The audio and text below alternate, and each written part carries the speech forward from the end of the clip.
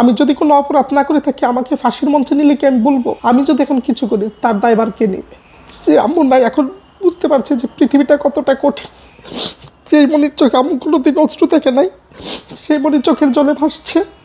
আমি শুধু একটা কথাই বলবো, আর হচ্ছে বিভিন্ন নাম্বার থেকে হুমকি ধামকি, বিভিন্ন নাম্বার থেকে যেহেতু আম্মু একটা বিভিন্ন জন যে আওয়ামী লীগের সাপোর্টার, কেন আওয়ামী লীগকে সাপোর্ট করেছেন, কেন আপনি শেখ হাসিনার পক্ষ হয়ে কথা বলেছেন, এই জিনিসগুলো বলতে। এবং রাত, আপনি বিশ্বাস করেন নাইম ভাই, আমাদের বাসায় রাত 2টা 2:30টার সময় আমার সিকিউরিটি দাঁড়ানোর সাক্ষী আছে, 20-25 জন লোক আসতো। এই বাসায় কি অঞ্জনা আপা থাকে?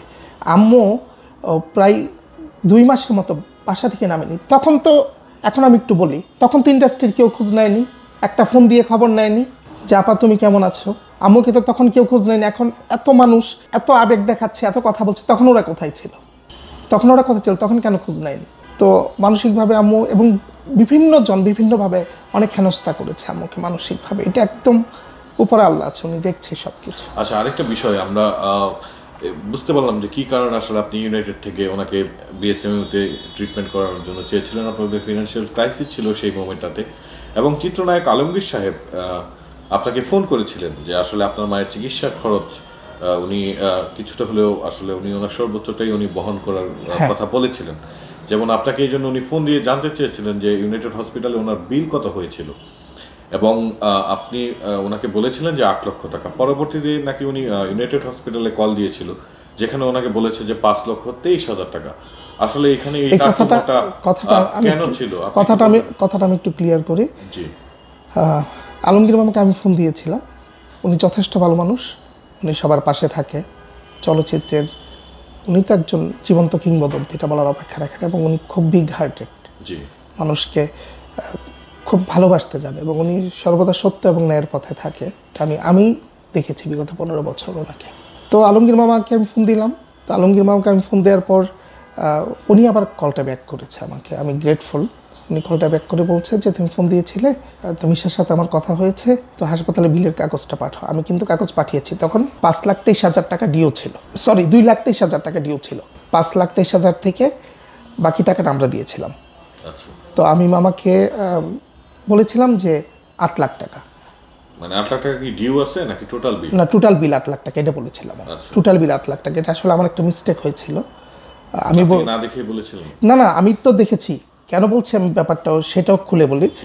কারণ 5,23,000 যদি হয়, আমি যদি 2 দিন আম্মুকে আরও রাখি তাহলে কত হবে? মানে ওখানে ডেইলি বিলই প্রায় আপনার 80 থেকে 1 লাখ টাকা হয়ে যেত। আর বিভিন্ন টেস্ট এমনও গিয়েছে যে একদিনও প্রায় 1 লাখ টাকার উপরে চলে গেছে সব কিছু মিলিয়ে। আমি সেই হিসাবটা করে বলেছি। এটা কত তারিখে ছিল? তো একদিনের পরের দিন যখন বিল দিতে গিয়েছি, তখনই কিন্তু দেখেছি যে হ্যাঁ 80,000 মতো হয়ে গেছে। লাস্ট বিল যখন দিতে গেলাম, তাহলে এইখানে তো আমার অপরাধটা কোথায়? যদি 6.5 লাখ 7 লাখ টাকা হয়ে থাকে, হয়তো বা 1 লাখ টাকা, এটা আমি মিস্টেকলি বলি। পরবর্তীতে হসপিটালের বিল কি আপনি ওনার থেকে নিয়েছিলেন? না, তখন আমি মামাকে বলেছিলাম, কারণ উনি কিন্তু আমাকে শিওর করেনি কত টাকা দিবে।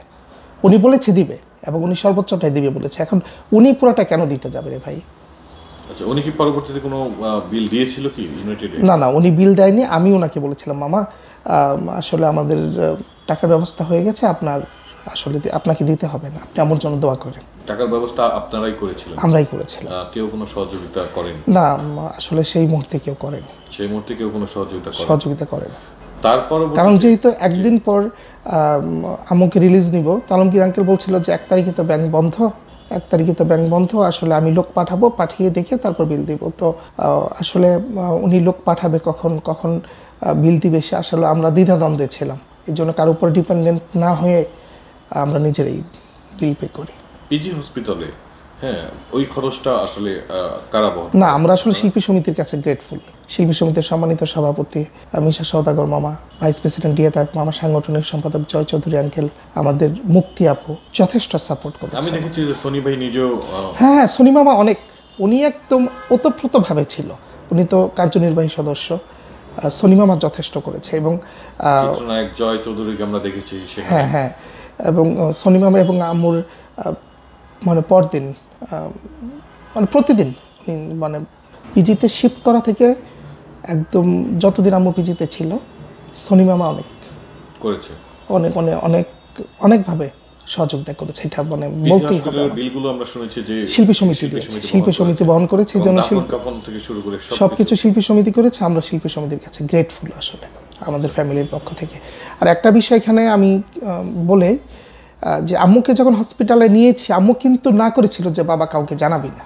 কেন না করেছিল? মানে উনি হসপিটালে, মানে আম্মু আসলে হসপিটালে ভর্তি, কে কি ভাববে, কে কি মনে করবে, বা মিডিয়াতে জানাজানি হবে, এই ভয়টার জন্য কিন্তু আম্মু কখনো হাসপাতালে যেতে চাইতো না। এবং আম্মুর কিন্তু সেই কথাটা আমি শুনিনি, আমি কিন্তু সোহেল রানা মামাকে ফোন দিয়েছিলাম।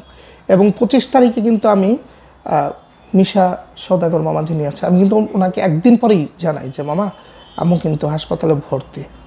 আর অনেকে বলছে আমি নাকি আম্মুকে দেখা করতে দেইনি। আমি যদি দেখা না করতে দিয়ে থাকি তাহলে এতগুলো মানুষ, সুচরিতা আন্টি, কেয়া চৌধুরী, বিপ্লব শরীফ, আন্না, আমুর বান্ধবী Jenny, Nishat aunty, Runu aunty, Ruma aunty, Faruk uncle সহ আরও 10 থেকে 15 জন, তাহলে ওরা কিভাবে গেল? আমার দিকে যে তীর আসছে যে আমি নাকি সবাইকে না করেছি হাসপাতালে যেতে। তা আমাকে যদি কেউ ফোন দেয়, আমাকে যদি ফোন দিয়ে কেউ বলে যার ইচ্ছে সে তো এইভাবেই আসবে, আমার বাধা কেন শুনবে? আর আমার তো কাউকে বাধা দেওয়ার মতো কোনো স্পর্ধা নেই। ওনার ছেলে, এই জন্য আপনার থেকে তারা জানতে চেয়েছে। আমি বলছি যে আম্মু আগে, আমি কি বলবো যে আম্মু একদম মুমূর্ষু অবস্থায়। আম্মু যেহেতু, আমরা যেদিন আম্মুকে ভর্তি করাই ইউনাইটেডে, তো তখন এসডিওতে ওরা আম্মুকে রেফার করে, ইমার্জেন্সি থেকে এসডিওতে রেফার করার পর এসডিওতে যেহেতু সিট খালি ছিল না, ওরা আইসিইউতে সিট খালি ছিল, তো 2 দিন আম্মুকে আইসিইউতে রাখে। তো 26 তারিখ আম্মুকে এসডিওতে নেওয়া হয়। এবং আপনি আইসিইউ, এসডিও, সিসিউর যদি আপনি কল রেকর্ডগুলো দেখেন, আপনি দেখবেন যে আম্মু কতবার আমার সাথে কথা বলেছে ফোনে। যে নাম্বার আছে, আমি নার্সদেরকে বলতাম, এবং কতবার আমি ফোন দিয়েছি। আর অনেকে বলছে আম্মু নাকি কথাই বলতে পারতো না, আম্মু নাকি মানে অজ্ঞান অবস্থায় ছিল। আসলে আপনারা যদি কল রেকর্ডটা শোনেন তাহলেই বুঝতে পারবেন যে আম্মু কতবার, আম্মু বলতো বাবা মিস করছি, বাবা বাসায় চলে যাবো, আমার এখানে ভালো লাগছে না, বাসায় চলে যাব, এই কথাগুলো বললো। যে আসলে ওনার গায়ে নাকি আঘাতের চিহ্ন, আসলে এটা আমি একদম দাগ ছিল। আসলে যারা বলে তাদের প্রতি আমার আসলে আমি তাদেরকে একদম ধিক্কার দিতে চাই যে ওরা এটা কেন বলে, কিসের জন্য? ওরা কি নিজের চোখে দেখেছে কোনো আঘাতের চিহ্ন? যেখানে হাসপাতালে বিভিন্ন রকম কিছু কিন্তু পিঠের নিচে থাকে, আর আম্মু যেহেতু ফর্সা মানুষ, বিভিন্ন কিছু ওরা থাকে। তো একটা মানুষ যখন বিছানায় এক নাগারে 7 দিন এই তারগুলোর উপরে বা যা পিছনে যা থাকে আমি তো আসলে জানি না, তো সেই দাগগুলো তো হতেই পারে। তারা কোনো কিছু জাস্টিফাই না করে, কোনো কিছু সত্যতা প্রমাণ না করে এটা কিভাবে বলে এটা মারের দাগ?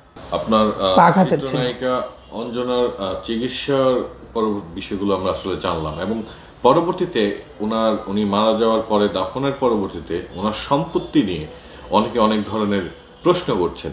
যেমন আমরা দেখেছি যে শিল্পী সমিতিতে একটা টিমও গঠন করা হয়েছে, যারা আসলে এই অঞ্জনা আপার সম্পত্তি নিয়ে কি কি আছে, বা ওনার কেউ মামলাও করবে আমরা শুনেছি যে এইসব বিষয় নিয়ে, যে আপনারা পালিত সন্তান, তারা বলছে যে আপনাকেও দত্তক নিয়েছে, এবং যে মেয়েটা ছিল তাকেও দত্তক নিয়েছে, এবং সে কি জীবিত অবস্থায় শিল্পী সমিতিকে বা এই সম্পত্তিগুলো কি কাউকে উইল করে দিয়ে গিয়েছে কিনা, কিংবা আপনার অনেকে বলছে যে শিল্পী সমিতিতে তার সম্পত্তি দিয়ে দেওয়ার জন্য, মানে এরকম বক্তব্য আমরা 2-1 জনের থেকে শুনেছি। এবং আপনার প্রতি অনেক অভিযোগ তাদের, যেমন আমরা সংবাদ সম্মেলন করেছে এফডিসিতে ওই টিম দিয়ে তাইবের নেতৃত্বে, তারাও দেখলাম যে বিভিন্ন কথা বলল আপনাকে নিয়ে, যে আপনি তাদেরকে সঠিক ইনফরমেশনটা দেননি। এবং শরীফ নামে একজন লোককে আমরা দেখেছি, সে আপনাকে অনেকভাবে অনেক ধরনের কথা বলছে, রীতিমতো ভাবে আর কি।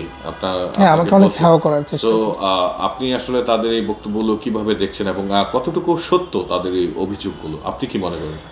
আসলে ওরা যে অভিযোগ করছে সেগুলো আসলেই নিছক কাহিনী, একজন এক এক রকম কথা বলছে। আচ্ছা, আমি যদি আম্মুকে, অনেকে বলে আমি আম্মুকে টর্চার করছি, আমি আম্মুকে টর্চার করেছি, অনেকে বলছে। হ্যাঁ, আমি আম্মুকে জিম্মি করে রেখেছিলাম। আম্মু কি ছোট মানুষ? আম্মু কি আনএডুকেটেড পারসন? যে আম্মু তো শিক্ষিত, পড়াশোনা করেছে।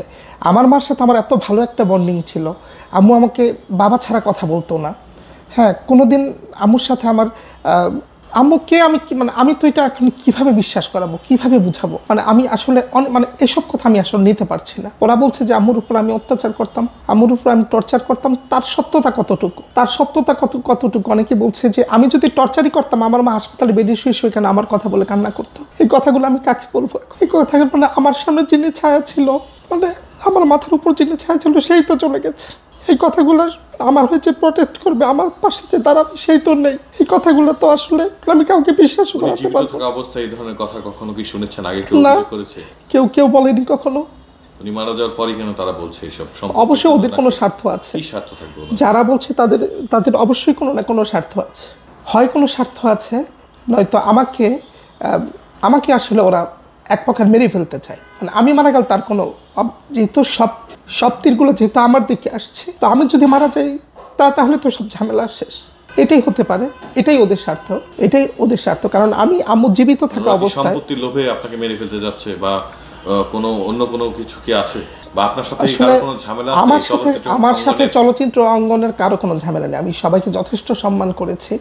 আসলে সবাই তো না, কিছু মানুষ আসলে পিছনে লেগেছে। আপনি যেমন বলেছেন যে আপনি আপনার মায়ের মৃত্যুর পরে কিছু চেনা মানুষের অচেনা রূপ দেখতে পাচ্ছেন। অবশ্যই আমি দেখেছি। চেনা মানুষগুলো কারা? আছে, অনেকেই আছে, আমি এখানে নাম উল্লেখ করি। আমি এখনো তাদের প্রতি আমি পূর্ণ সম্মান রাখছি। যে আমু চোখ বন্ধ করতে দেরি, তাদের রূপটা আমার সামনে আসতে দেরি হয়নি। যারা 2 দিন আগে আমাকে বাবা ছাড়া মামা ছাড়া ডাকতো না, তারা আসলে 4 তারিখে আমি দেখলাম টোটালি চেঞ্জ। এটা কেন? আসলে এর জবাব আমার কাছে নেই। আর আমার হয়ে যে লড়াই করবে, কথা বলবে, সেই তো নেই। প্রটেস্টটা কে করবে? এখন আমাকে একাই সার্ভাইভ করতে। উনি কি ওনার জীবদ্দশায় আপনাদেরকে কোনো সম্পত্তি উইল করে দিয়ে গিয়েছে? আমি এই বিষয়টা একটু ক্লিয়ার করি। যেহেতু আইনত আমরা 2 জন সন্তান, আম্মু কোনো কিছু উইল করে দিয়ে যায়নি। আমি বলি, আদাপুরে আমাদের একটা বাড়ি আছে যেটা আম্মু 80 সালে কিনেছিল বাইতুল আমান হাউজিং সোসাইটি থেকে। সেটা নিয়ে মামলা চলমান আছে, অনেক আগে থেকে মামলা চলমান আছে। তো সেটার তো এখনো কোনো শুরু হয়নি। আর সূত্রপুরে কিছু আম্মুর পৈতৃক সম্পত্তি আছে। এই মানুষগুলো, এই কাহিনীগুলো, এই গল্পগুলো কিভাবে বলে? আম্মু কি জীবিত অবস্থায় কাউকে স্টেটমেন্ট দিয়ে গেছে, কাউকে বলে গেছে যে ওনার সম্পত্তি শিল্পী সমিতিতে যাবে? ওনার সম্পত্তি, সেটা শিল্পী সমিতি হোক বা যে কোনো কিছু হোক, কাউকে আম্মু দান করবে, সেটা তো বলে যায়নি। আর আম্মু শিল্পীদেরকে নিয়ে অনেক চিন্তা করতো, আম্মুর অসহায় শিল্পীরা ভালো থাকবে। সেটা তো অবশ্যই আম্মুর সন্তান হিসেবে আমাদের গুরুদায়িত্ব আম্মুর স্বপ্নগুলো পূরণ করা। কিন্তু মানুষ আসলে যেভাবে হ্যাও করছে, যেভাবে পিছনে লাগছে, আসলে জানি না কয়দিন টিকে থাকতে পারবো। কারণ আমরা যেহেতু কোনো অন্যায় করিনি, কোনো অপরাধ করিনি। আর আমার বোন তো শ্বশুরবাড়িতে, দুলাভাই তো যেহেতু উনি চাকরি করে, উনি অফিসে থাকে, টোটাল ধাক্কাটা কিন্তু আমার উপরে আসছে, যেহেতু আমি আমার মার সাথে সার্বক্ষণিক ছিলাম। কিন্তু এখন ওরা মিথ্যা অভিযোগ করলে, মিথ্যা ব্লেম দিলে আমি কি করতে পারি? না, যেমন তারা এরকম অভিযোগও করেছে যে আপনি প্রচুর মিথ্যা কথা বলেন। আপনাকে যখনই বলে, মানে ঢালাওভাবেই বলেছে, যেমন চিত্রনায়িকা আন্না, ঠিক আছে, তারপরে হচ্ছে আপনার ওই অনেকেই বলেছে। আচ্ছা, আমরা সংবাদ সম্মেলনে দেখেছি। হ্যাঁ, এটা আমি নিজেও দেখেছি। আমি আসলে ওই দিন সংবাদ সম্মেলনে না গিয়ে আসলে ভুল করেছি। আমি যাইনি আসলে সাংবাদিকদের বিভিন্ন কথার সম্মুখীন, কারণ আমি মানসিকভাবে এতটা যাওয়া উচিত ছিল। আমি বলছি, আমাকে যদি পরবর্তী সময় ওরা ডাকে, আমি অবশ্যই যাব। কারণ আমাকে সত্যের মোকাবেলা করতে হবে। আমাকে যে যা বলুক, যেহেতু আমি কোনো অন্যায় করিনি, আমি আমার সেই বিচক্ষণতার সহিত, সত্যের সহিত আমি আনসার দিব। আর আপনি নাহিদা আশরাফ আন্না বলেন, বিপ্লব শরীফ বলেন, আর যারাই বলেন, ঢালাওভাবে যারা বলছে, এখন ওরা বলছে আর আমি শুনছি, মানে সেই প্রতিবাদ করার আমি ভাষাটা কিভাবে? এখন আপনি যদি আমাকে বলেন, আমরা শুনেছি যেমন 2-1 বলেছে যে প্রয়োজনে তারা মামলাও করতে পারে। যেমন অ্যাডলফ খান নামে একজন ফ্যাশন ডিজাইনার, সম্ভবত উনি অ্যাডলফ খান, উনারও যাতায়াত ছিল আপনার মায়ের সঙ্গে। উনি কিছু কথা বলেছে, মিউজিক ডিরেক্টর একজন, উনিও বলল যে আসলে মামলা করতে পারে। আমি বলছি যে অ্যাডলফ খান যে কথাগুলো বলছে, অ্যাডলফ খান কোনোদিন আমাদের বাসায় আসেনি। অ্যাডলফ খানের সাথে ওনার জন্মদিন আম্মু যেত, আমিও কয়েকবার গিয়েছি। তো অ্যাডলফ খানের কি রাইটস আছে এইভাবে বলার? বলে আমি নাকি আম্মুকে বটি নিয়ে, মানে যেটা স্বপ্নেও কল্পনা না। উনি যেটা বলেছে, উনি কি এটা প্রমাণ করতে পারবে? উনি যে কথাটা বলেছে, ওনাকে কে বলেছে? ওনাকে কি আম্মু বলে গেছে যে আমার ছেলে আমাকে টর্চার করে, আমাকে মানসিকভাবে হ্যাও করে, বা আমাকে গালাগালি করে? কেউ তো বলতে পারবে না। কারণ আমি যে এইখানে আম্মুর সাথে কোনোদিন এসব করিনি।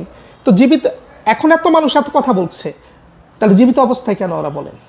জীবিত অবস্থায় তাদের এই আবেগ অনুভূতিগুলো আম্মুর প্রতি কোথায় ছিল? আর আম্মু তো আর ছোট মানুষ না। আমি যদি আম্মুর উপর এত অত্যাচারী করবো, আম্মু কেন মুখ বুঝে সহ্য করবে? আপনি বলেন আমাকে। আবারও এরকম অভিযোগও করেছে শরীফ সাহেব যে আপনি কোথায় যাচ্ছিলেন তাদের সাথে আরো আগে, আপনি রাস্তা গাড়ি থেকে ওনাকে নামিয়ে দিতে চাচ্ছিলেন। তো যখন এই ধরনের অভিযোগ আপনার এখন এখন এখন বিপ্লব শরীফ সাহেব অনেক কথা বলছে, অনেক কথা, এখন যে যার যার মতো বলছে। এখন এর ভিত্তি কতটুকু? ওরা যে এত কথা বলছে সেটা কি মিথ্যা? আপনি বলছেন অবশ্যই মিথ্যা, অবশ্যই অবশ্যই মিথ্যা। কারণ ওরা যে বলছে, এখন অনেকে অনেক কথা বলছে। এখন আমি তো বলতে পারি যে আমি আপনার ভাইকে, আপনি বলতে পারেন আমাকে, সরি আপনি বলতে পারেন আমাকে যে তুমি আমার ভাইকে খুন করে আসছো, তুমি আমার ভাইকে একটা চট দিয়ে আসছো, এর সত্যতা কতটুকু? আপনি এটা বলেন আপনি আমাকে। বুঝতে পেরেছি। আপনি যদি বলেন যে মনি সাহেব আপনি তো আমার ভাইকে একটা চট দিয়ে এসেছেন বা খুন করে এসেছেন, এর সত্যতা কতটুকু? এখন ওরা আসলে আমার পিছনে কেন লেগেছে, কেন একটা মানে আমি একটা মনে হচ্ছে যে চক্রান্তের মধ্যে পড়ে গেছে আসলে, মানে কেন এসব করছে? তাহলে কি এই বিষয়গুলো আসতো না? যেখানে আমার মা এস্টাবলিশ করে গেছে যে আমার সন্তান, আমার সন্তান, সেইখানে ওরা কথা বললেই কি আর না বললেই কি? আমার মার মুখে যদি বলতো যে না আমার সন্তান না। তার মানে আপনারা দুই ভাই বোন রয়েছেন এখন, অঞ্জনা সুলতানার ছেলে মেয়ে হিসাবে, এবং ওনার স্থাবর যে সম্পত্তিগুলো রয়েছে, এটা কি আপনারা দুই ভাই বোনই পাবেন নাকি অঞ্জনা, ওনার বোনও কিন্তু রয়েছে রঞ্জনা? আমি বলছি আমাদের শুনেছি উনিও আমাদের, আমি বলি আপনাকে, আমাদের আসলে এখন যে তেমন নেই, আমাদের প্রধান গার্ডিয়ান কিন্তু হচ্ছে মানে খালামণি, ছোট মাসি, হ্যাঁ রঞ্জনা মল্লিক, যিনি আসলে ওনার সিদ্ধান্তের বাইরে তো আমরা কিছু করবো না। উনি যা সিদ্ধান্ত নেবেন, উনি যা বলবেন সেটার ভিত্তিতে এখন আমাদের চলতে হবে, কারণ আমাদের গার্ডিয়ান হচ্ছে উনি। এখন আর কোনো অভিভাবক আপনাদের এরকম আর মানে উনি কি ছোট খালামণির প্রতি কোনো অভিভাবক ছিল তখন আপনাদের খালা আপনাদের সাথে, আপনাদের মাসি আপনারা বলেন ওনাকে, তো উনি কি আসলে ওনার খোঁজ খবর রেখেছিল আপনাদের? মাসির সাথে তো আমাদের সার্বক্ষণিকই কথা, সবসময় যোগাযোগ ছিল, এবং উনি যথেষ্ট ভালো মানুষ। উনি আসলে একদম গৃহিণী, মানে ঘর কোনো একটা মানুষ। আসলে ওনার হাজব্যান্ড অসুস্থ অনেক দিন যাবৎ, তো ছোটো মাসি আসলে পেটের খুব কম হয়, কিন্তু মাসির সাথে আমাদের খুব ভালো সম্পর্ক সবসময় ছিল। এখন যে যত কথাই বলো, শিল্পী সমিতি থেকে বারবার বলা হচ্ছে যে ওনার পরিবার থেকে আসলে ওনার এই সম্পত্তি সহ আদার্স বিষয়গুলো নিয়ে আসলে তারা জানতে চেয়েছে যে কি কতটুকু রয়েছে। আসলে পরিবার থেকে কারা বলছে? পরিবার থেকে আসলে রঞ্জনা, হ্যাঁ আমার রঞ্জনা মাসি হয়তো বা জানতে চেয়েছে ওদের কাছে। আপনাদের থেকে কেন জানতে চাইলো না? কেন শিল্পী সমিতিতে জানতে চাইলো? আসলে এটার আসলে আমার কাছে কোনো সদুত্তর নেই, সদুত্তর নেই। যদি মাসি বলেও থাকে শিল্পী সমিতির কাছে, আসলে কেন বলেছে সেটা আমি জানি না। আচ্ছা, এই মুহূর্তে আসলে শিল্পী সমিতির উনি মারা যাওয়ার পরে ওই শিল্পী সমিতি থেকে আপনার সাথে কি যোগাযোগ করা হয়েছিল কোনো বিষয় নিয়ে? না, তাই মামা অনেক, উনি যথেষ্ট ভালো মানুষ। কারণ আমি কাউকে তো শিল্পী সমিতি হোক আর যেই হোক, আপনার যতবার আদালতই হোক না কেন, বিনা দোষে তো কাউকে শাস্তি দিতে পারে না। আমাদের কাছে ওরা প্রমাণ চেয়েছে, কাগজপত্র চেয়েছে, আমাদের আসলে কাগজটা নিজে থেকে বানিয়ে দিতে পারবো না। যতটুকু সম্ভব ছিল সহায় সম্পদের হিসাব, লোনের হিসাব আমরা দিয়েছি। এই তো আজকে আম্মু বেঁচে থাকলে হয়তো এখানে আমাকে আসতে হতো না, এখানে আসতে হতো না, এত মানুষের কথা শুনতে হতো না।